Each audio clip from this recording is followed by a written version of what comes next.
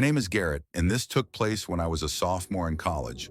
When I didn't get a dorm after freshman year, I scrambled for off-campus housing. Long story short, I ended up in a co-op, part of a three-housey community that was sort of near campus, but not really. It wasn't ideal, but it was cheap, and I didn't have many options. Plus, I had a bike, so I didn't really mind the extra travel time. Most of the residents were young students like me, but there were a few exceptions. There were a handful of alumni, one or two TAs, and a few older people getting their degrees later on in life.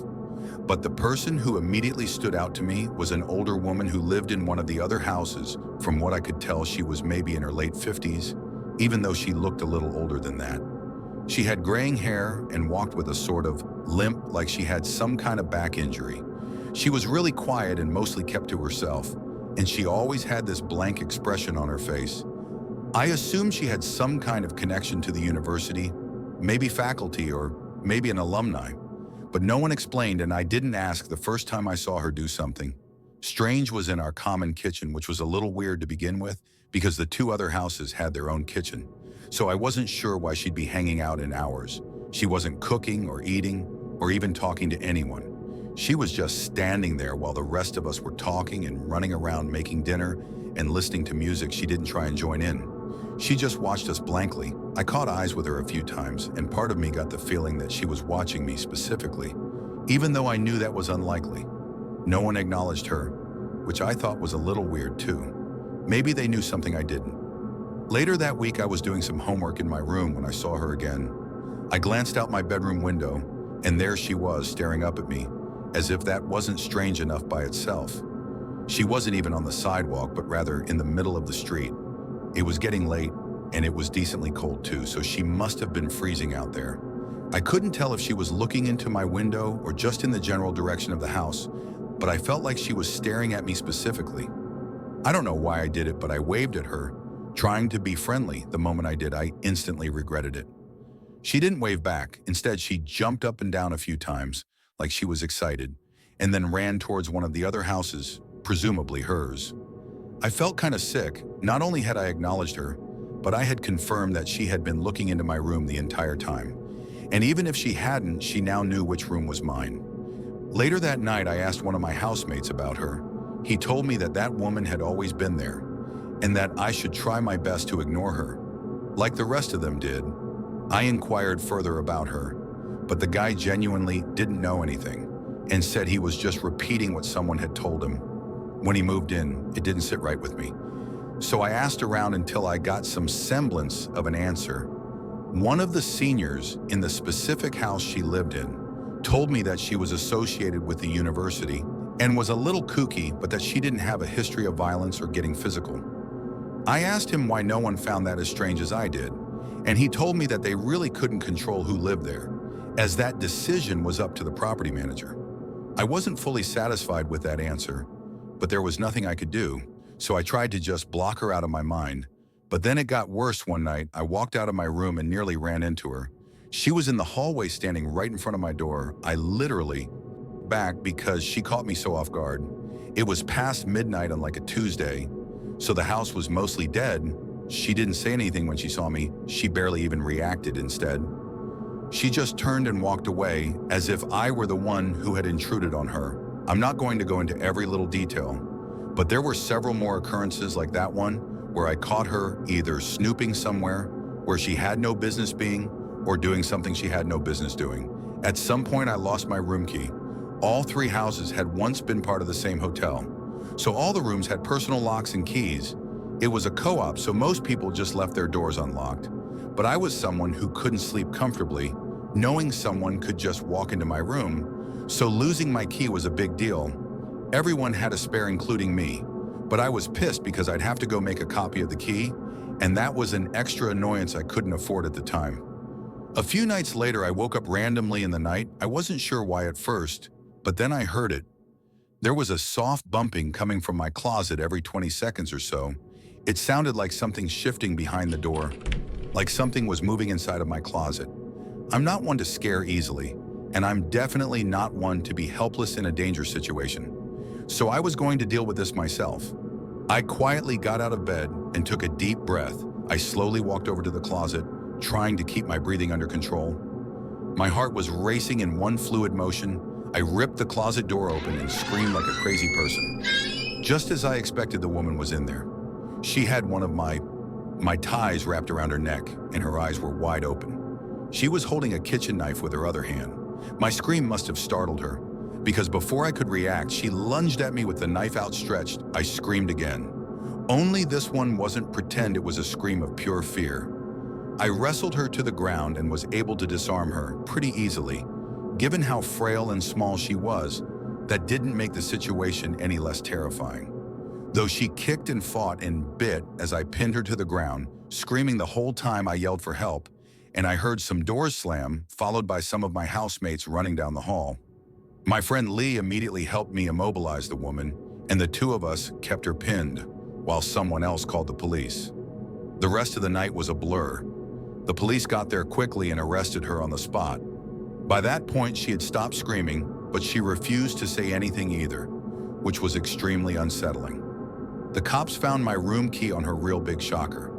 There, a few weeks later, we got our answer about who she was. Apparently, she was the property manager's sister, who he had been letting live there under the radar. She had severe mental health issues, and instead of getting her proper care, he had just thrown her into one of the unoccupied rooms. I believe the property manager was eventually arrested for negligence and a slew of other things. And rightfully so. I honestly blame him so much more for what happened than her. If anything, I feel bad for her, but my pity won't erase the fact that she tried to kill me. I could have lost my life that night.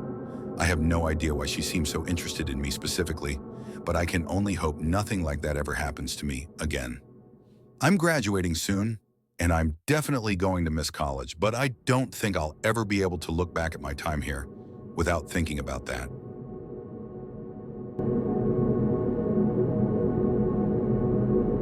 Night, this isn't really my story, but I essentially watched the whole thing happen, so I'm telling it anyway.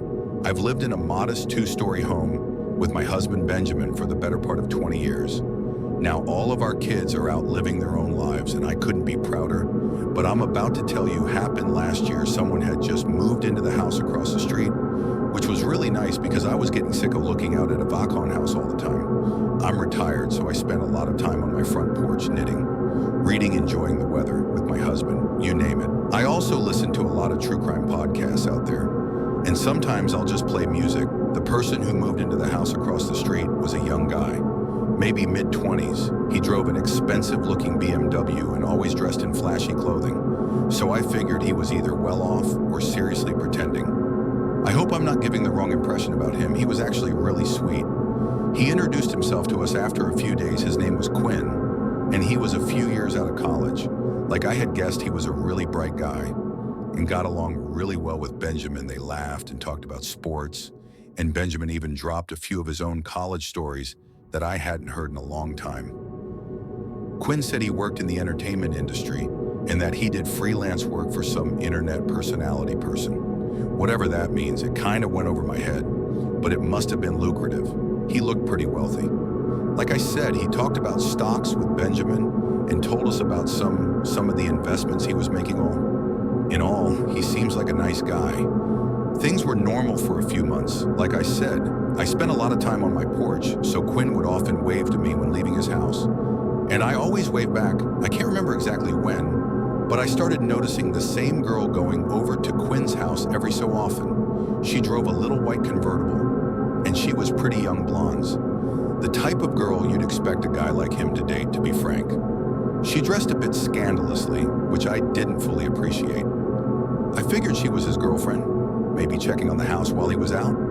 She had her own house key, so it made sense. It became a regular thing once, maybe twice a week. I'd see that car roll up while Quinn was gone. She'd go inside, stay for a while, then leave. I didn't really understand what she was doing, but young people date differently these days, so I kept my thoughts to myself. Then one evening I saw them together. Quinn pulled into his driveway with her in the passenger seat. That confirmed it. She was his girlfriend, just as I had assumed. But shortly after that day, things started getting tense. At least that's what it seemed like one afternoon. I was out tending to my little garden when I heard shouting from across the street. Quinn and the girl were standing in the driveway, yelling at each other. I couldn't catch what they were arguing about, but I didn't need to. She kept throwing her hands in the air, practically spitting her words at him. It looked like she was going to strike him. Eventually, she got in the car, slammed the door, and tore off down the road. Quinn shook his head and went back inside. I don't even think he noticed me. I figured it was a lover spat every couple fights, and it wasn't my place to butt in where I was unwelcome. But then I saw that girl's car in front of his house again when he wasn't home. Not once, not twice, but multiple times I told Benjamin, and he said it was rude to pry and that I should just leave the poor boy alone, which I agreed with. But then came the night everything went sideways. Benjamin and I were asleep when we woke up to sirens blaring outside. We rushed outside, joining the handful of neighbors who had come out to see what was going on. Quinn's house was swarming. Police cars and ambulance, the whole nine. We watched as the cops emerged from his house with that girl in handcuffs. She didn't struggle or scream, just accepted what was going on and stared ahead with a blank expression. We saw Quinn being rushed outside on a stretcher. He was a bloody mess, and I gasped at the sight. We didn't see him for a week after that. I was worried sick when he finally came back. Benjamin and I walked over to check on him. He let us in without hesitation and told us everything. Apparently, that girl, her name was Ellie, had confessed to everything, making things easy for the police. For starters, she wasn't supposed to have his house key. She had stolen his spare and made a copy without him knowing, according to him. She started asking him for things, fancy dinners, jewelry, expensive trips. When he hesitated, she got possessive and angry, which was when things started going downhill in their relationship. Every time she had shown up unannounced to his house, he hadn't been aware she had access to his location through his phone, which I didn't even know was possible. She had gone through all of his stuff, but worst of all, she had planted hidden cameras in his room every time she went back to his house. When he wasn't there, she was replacing the camera batteries and making sure they were still working. The argument between them that I overheard was Quinn's attempt at breaking up with her. She refused, and Quinn reluctantly agreed to go on a break. Ellie had seen everything through the cameras, and the next night she went to his house with a knife. I'm not going to explain the rest. You get the idea. Somehow Quinn managed to get her to the grounds, but not before she seriously injured him. The doctor said he was an inch away from needing surgery or dying. Benjamin and I tried to console him, but he was visibly shaken. The last thing he said before we left was that he had learned his lesson about flaunting his money, especially around pretty girls. He moved out not long after. He said he didn't feel safe in that house anymore, and that his ex had tons of friends just like her, and he didn't feel comfortable with the thought that they might have known where he lived. We never saw him again. I pray to God he's doing okay. No one should ever have to go through something like that, especially not someone as young as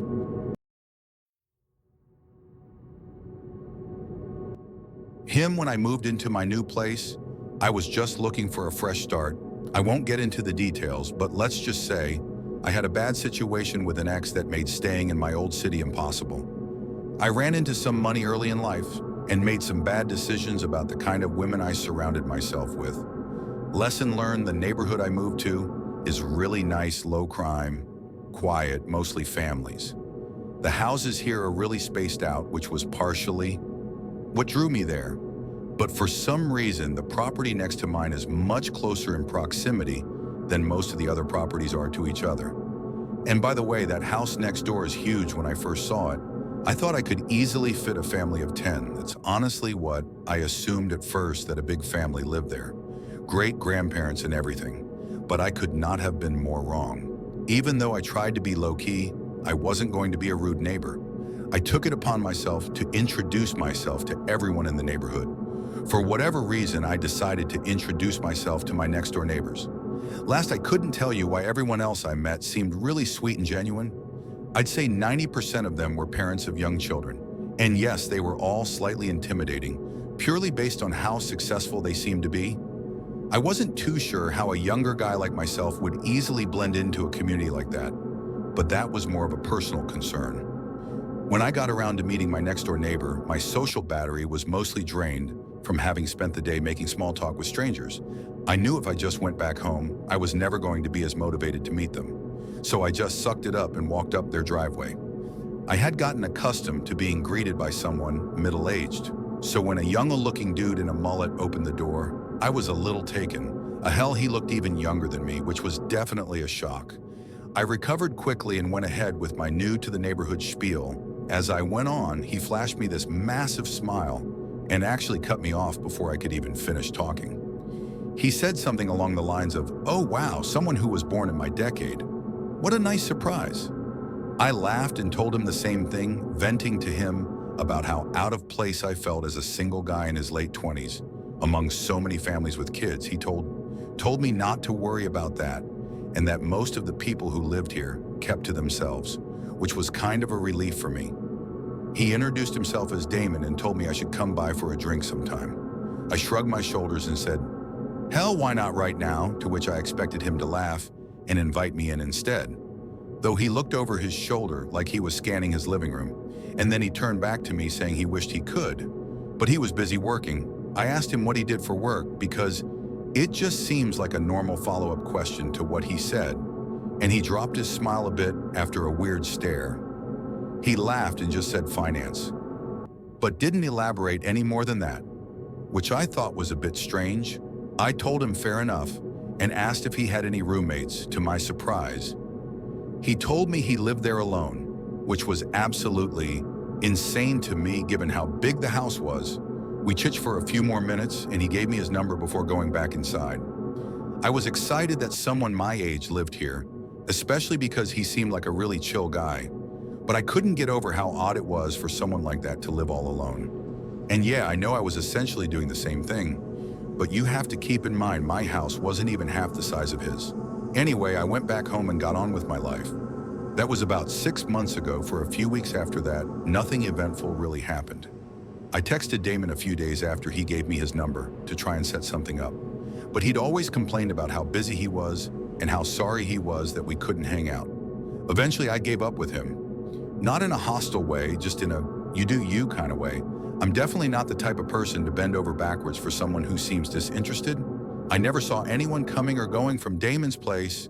No visitors, no parties, no girls, nothing. He never even got takeout delivered, which was strange to me because his car was always in the driveway. I genuinely didn't know what he ate because I literally never saw him leave the house. The guy lived like a ghost. I work from home, and the office in my house is on the 3rd floor, which overlooks Damon's property. If you're wondering how I knew so much about his living habits, I know it sounds obsessive and a little creepy, but his house was also just a glance away from my monitor, so I couldn't help but look over from time to time. One night, it was a Wednesday night, I remember that distinctly. I woke up around 2 a.m. to the sound of loud music. I sleep with my windows open, so that's probably how I woke up so easily. At first, I thought I was imagining it, or it was part of a really vivid dream I was having, but I was wrong. I got out of bed and peeked out my window, and there they were, 7 or so cars lined up in Damon's driveway. There was no mistaking it. He was having a party now. Don't get me wrong, I'm not the type to complain about some noise. I've been to my fair share of house parties, but it was the middle of the week and the volume was insane. I figured I'd just go over, knock, and ask him to turn it down. I threw on a hoodie and walked over. It was a full-blown party, that much was clear from outside.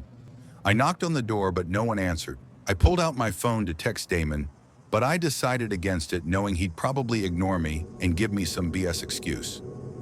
The following morning, I knocked on the door again, harder this time. Still nothing. I reached for the handle, half expecting it to be locked. But to my surprise, the door swung open inside. The first thing I saw was a pile of shoes in the foyer, at least 10 pairs. But there was something off. There was literally no one in there. I moved further in expecting to see people in the living room, maybe the kitchen, but it was completely empty. There weren't even any drinks left out. I could hear people over the music that I was playing in the background though, which I didn't understand. But then I really listened to it and everything hit me all at once. It wasn't even music really. It was a recording, a literal recording of people laughing, yelling, clinking glasses. The whole party was fake, all of it. But that didn't make sense to me. It still didn't explain the shoes or the cars. There were people in that house, that much was certain. I should have turned around right then, but I needed to know what was going on. I moved discreetly around the house until I saw a door that was slightly ajar. I gently pushed it open and it led down to the basement. I'm not sure how I knew, but something told me what I was looking for was downstairs. It was dark down those stairs with the except of a very faint light coming from somewhere I couldn't see. There was no reason to go down there. I knew that, but I did it anyway. I got to the bottom of the stairs and looked around. The light was coming from another door somewhere deeper in the basement. I crept towards it, and as I got closer, I started to pick up on another noise I hadn't been able to hear earlier over the music. It sounded almost mechanical. It was this heavy rhythmic grinding like heavy machinery or a buzzsaw or something. I got a little closer, close enough to see through the crack. There were 3 people standing in there, looking across the room at something that was out of view. They were all older, looking guys significantly older than Damon. They were wearing heavy-duty work clothes and had on these protective goggles and thick rubber gloves. I also realized they were wearing what looked like work boots, even though I had seen all those other shoes upstairs under different circumstances. I would have assumed that they were construction workers. I really wanted to see what they were looking at, but it was too far out of view. After a few seconds of me just standing there, I started to pick up on this awful bleach smell or some kind of cleaning solution. That's what did it for me. I started to feel this awful pit in my stomach, like my life was in danger. I can't explain it. I turned to leave, trying to be as quiet as possible as I was finding my way back to the stairs. The light from behind me suddenly dimmed like someone had shut the door behind me. I didn't actually hear the door over the music, but I felt it. I sprinted up the stairs as fast as I could. I ran through the house and burst out the front door. I didn't run directly to my house. I jumped my own fence and made it to the backyard. I slipped in through my side door, locking it behind me. My chest was pounding, but under no circumstances could I let Damon or any of those other guys know. It was me who had been snooping around. I gathered myself and went up to my office, making sure all the lights up there were off. I crouched down below the window and peeked over at Damon's house. There was no one there. But then a few minutes later, the front door flew open and like 8 guys poured out, scanning the yard, the driveway, the street. But Damon wasn't with them, I could tell, because everyone looked older. Like those first guys I had seen, a few of them looked like they were arguing about something, but I couldn't make out what they were saying. One of the men actually shoved one of the other ones, and I thought they were about to start fighting in the street, but they didn't. Eventually, they all went back inside, and the music stopped soon after that. I stood at the window trying to make sense of what had just happened. I thought about calling the cops, but what would I even say? The music wasn't playing anymore, and there was no real crime I could actually report. The thing I couldn't understand was how none of my other neighbors had a problem with the loud music, especially since most of them had children. I figured if they had been able to hear it, and I called the police, Damon would know it was me. And the shoes, I had no idea what that was about either. The people I had seen were all wearing boots, so did they bring extra pairs of shoes just to leave in the foyer? I had too many questions and I didn't know what to do, so I just went to bed the next morning. I woke up and looked out my bedroom window. Every single car was gone, including Damon's. I went upstairs to try and get some work done, but I couldn't concentrate and found myself looking over at DD's house every 5 seconds after a few hours of his car not being there. I decided to go for a walk, partly to clear my head, but mostly to take some low-key glances through his windows. Nothing though. Days passed, and Damon still didn't return, or his car didn't. At least I was baffled with every passing day. I still couldn't figure out how my other neighbors had been able to sleep through all the noises that night. So I just straight up asked them. I went to a few houses and asked them if they had heard the party he had a few nights ago. No one knew what I was talking about, even after I told them which house it was coming from and how late it was. I thought I was going crazy.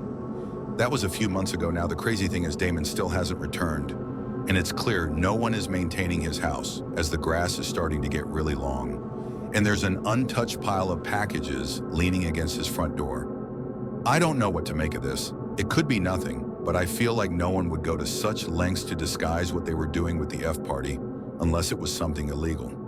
But would people going to such lengths really forget something as important as locking the front door? Maybe that's what those guys had been arguing about. I really have no idea.